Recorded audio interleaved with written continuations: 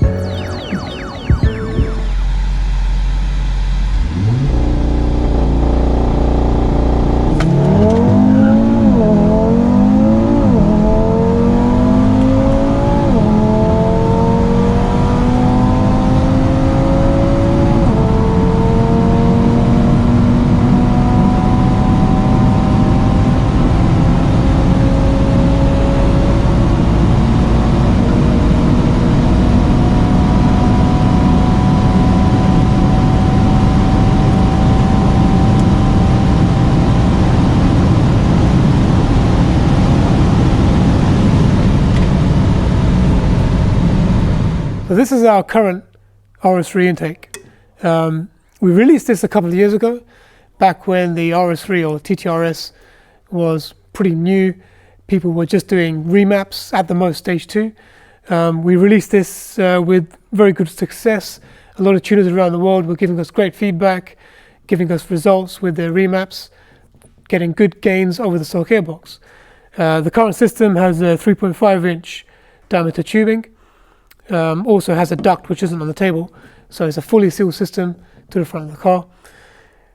However, recently the RS3 potential has been more realized, and you guys have been fitting hybrids, big turbos, building the engines, making crazy quarter-mile drag cars out of these cars. And some of you guys have been giving us a lot of feedback, a lot of data as to what you want to do with your cars, using our intakes as well, and telling us that perhaps this current system wasn't as good as it could be for these high-powered builds. And that feedback is exactly the reason why we bought our own RS3. So this RS3 you see behind us is because you guys told us that you want something more. Hence why we went back to the drawing board, looked at all the data, and thought, okay, what can we do to support you guys with these crazy high-powered builds? In front of me we have our existing filter and our existing filter housing. This has been working great for a number of years in many of our intakes. We haven't actually found the need to change this up until now, up until the big power builds and the big engine builds. So, as you can see, this is our patented housing, our custom-made filter which goes in the housing. As you all probably know by now, this is our reverse mounted filter in there, so this mounts this way, which gives you a nice transition to the pipe at the end. So you get a good laminar flow from the intake to the outlet side. Now, after a few months of intense development, lots of data logging, lots of fluid analysis, we have made a new filter, which is a lot bigger than this one. It's in fact probably the biggest we could fit inside the engine bay of the RS3 with our housing.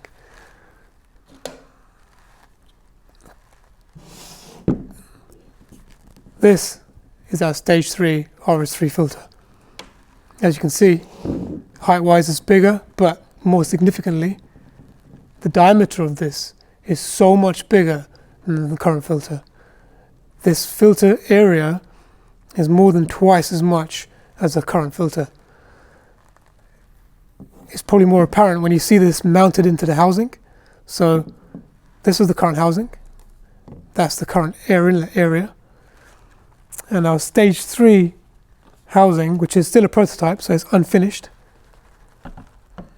is this one. The outlet of this housing is 3.5 inches in diameter. The new one is 4 inches in diameter. It's a lot longer as well because the filter is so much bigger, so we need a bigger area for transition from the big diameter to the turbo tubes.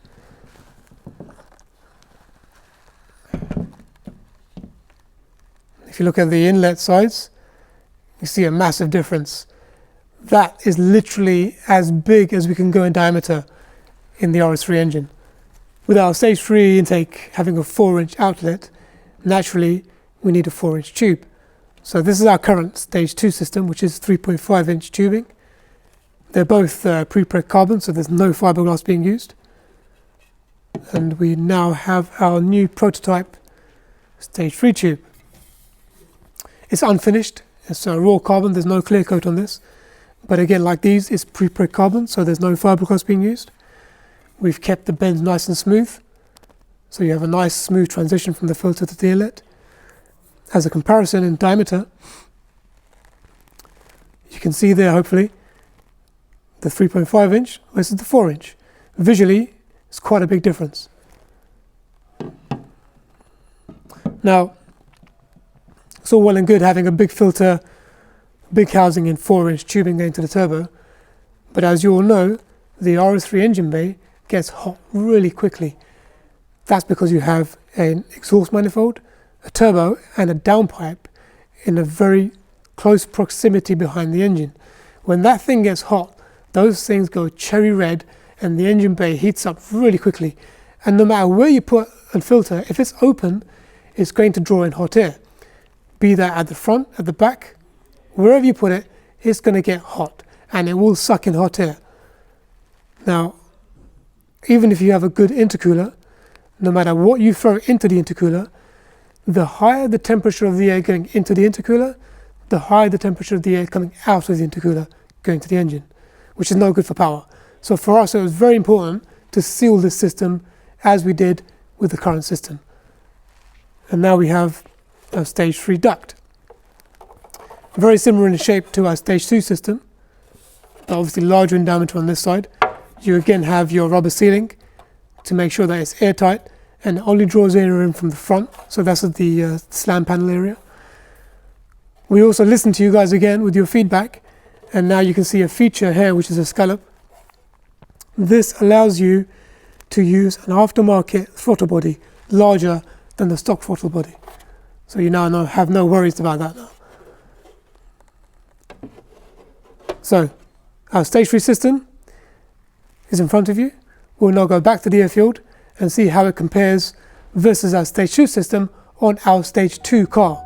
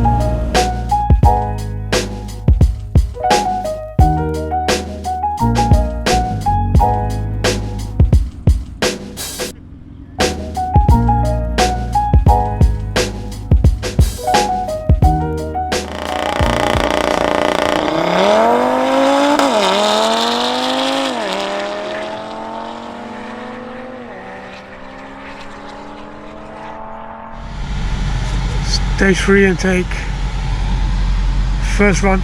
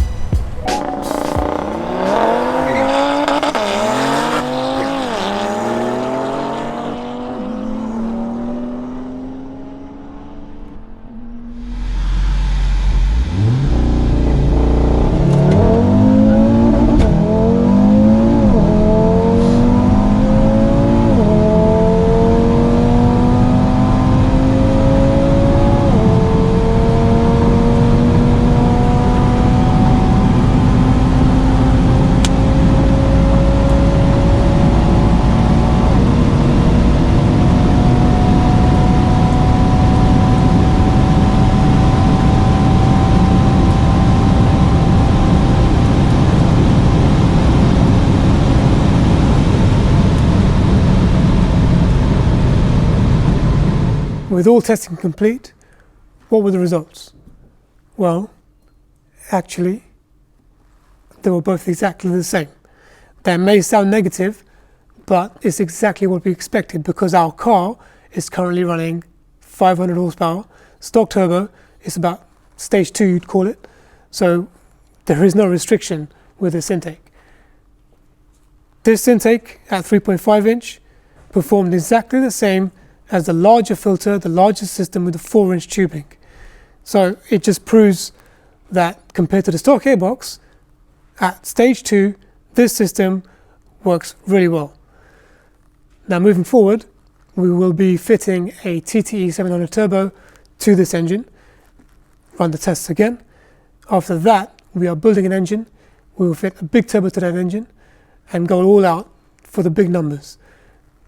Run these tests again, and it'll be really interesting to see at what stage does this system start to become a restriction and this system start to produce more power.